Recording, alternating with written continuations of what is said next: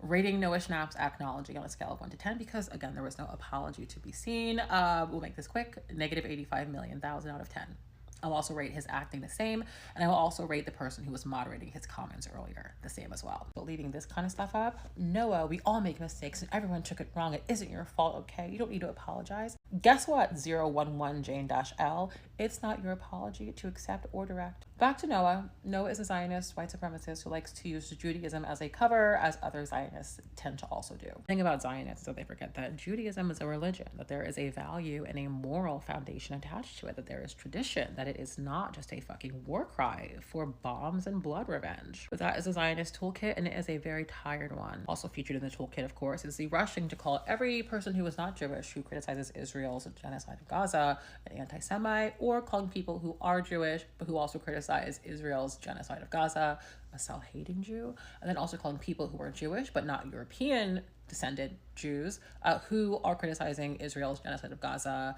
You just say that they're not actually real Jews. They wouldn't actually understand. On top of that, there was a never-ending deflection and scapegoating of everyone as Hamas, which would be me, him, he is so cute, kids, press, ambulance drivers. I think South Africa and like all the barristers and the ICJ are also now Hamas, as is Turkey. The cats, the dogs, like it's very hard to keep up at this point. And also in that toolkit is the gaslighting and the lying. The gaslighting is always expected. I wrote about this in mid-October, where I said very clearly that you are in a never forget moment and to not forget, because there are lots of people working overtime to make sure that you do, to convince you that what they said never happened. What you saw, what you read, what you felt was not real. To convince you that what is happening is a normalized byproduct of conflict, that there is some sort of acceptable level of harm allowed, and that what you're seeing is a suitable reaction on a suitable scale, and that it is not. Noah is at his lying and his gaslighting phase. His family, his social ecosystem allowed him comfort in his thoughts. He was failed, but he's not a baby. He's a grown man, and he is a grown man who's failed himself. 100 days of him posting on here without a care in the world, with intentional ignorance. This was his response to your comments, to your concerns, to your outrage. Like, this was his response the first month in, the first 10,000 dead, to like parade these Zionism sexy stickers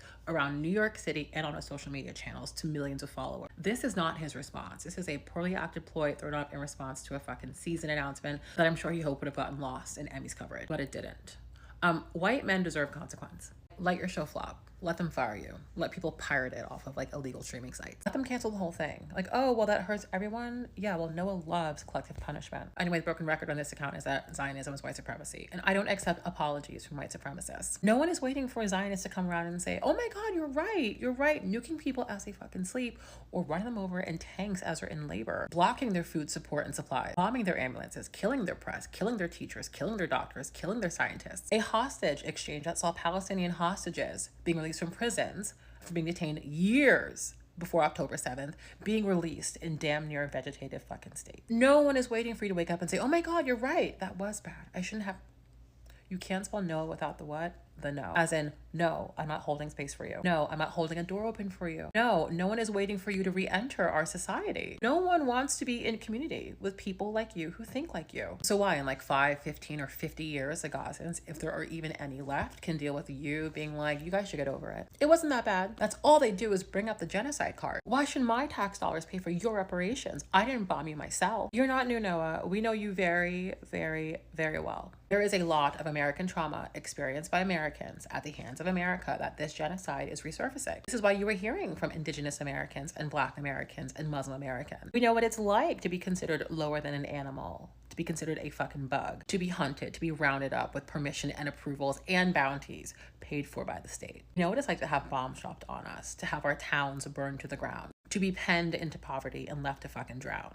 Homes taken, land taken, forced migration, prison camps, labor camps. We've experienced it here in America, the country where you live and where you were from, like in real life, Noah. Also, this is like my rant now, but like this is why I say white supremacy and not whiteness, because a lot of you, plural out there, signed your pledge when you got your assimilation contracts to uphold white supremacy and to uphold anti-Blackness, and you thought you would get some sort of economic or like personal safety out of it. Putting your head down won't save you. It comes for everybody. Anyway, that's why he can't gaslight us. That is why saying that things have been misconstrued does not work. That's why saying it's a complicated conflict doesn't work. You're not talking to educated and informed people. You're talking to experienced people. You can't educate us over our experience. You can't explain our experience to us. That is why this propaganda shit does not work. I also have to laugh because like Israel is using America's like failed propaganda toolkit. Like, do not take war advice from like a country that has failed every single occupation, that has failed every colony, including the one that I'm sitting in. Collapsing power grids, half the shit is frozen or underwater. Potholes, unemployed, toothless, can't afford medications, let alone housing. The wars in my lifetime, failure. Like 10 times more soldiers come back from Iraq and Afghanistan and unalive themselves than are actually killed overseas in action. No amount of Blue Angel flyovers or being shamed into standing for the anthem is gonna make me feel a different kind of way about what this country has done to us. Shame. Anyway, this is why you can't gaslight me or us. Just stay where you're at, stay there. The door is closed. Oh, you feel bad? Okay. You missed back when everyone liked you? Okay. You're mad because you don't think this should ruin your life and your career? Okay.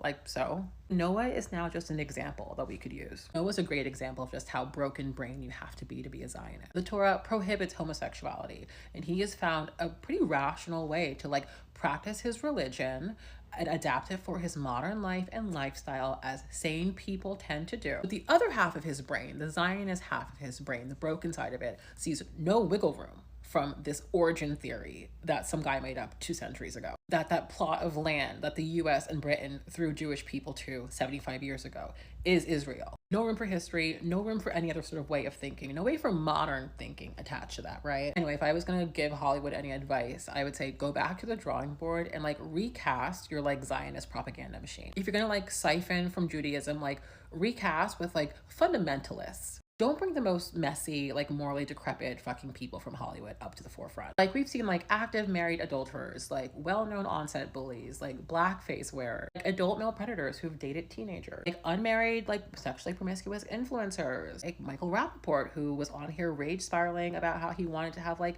the children of Gaza stripped to their underwear. Like who is casting this?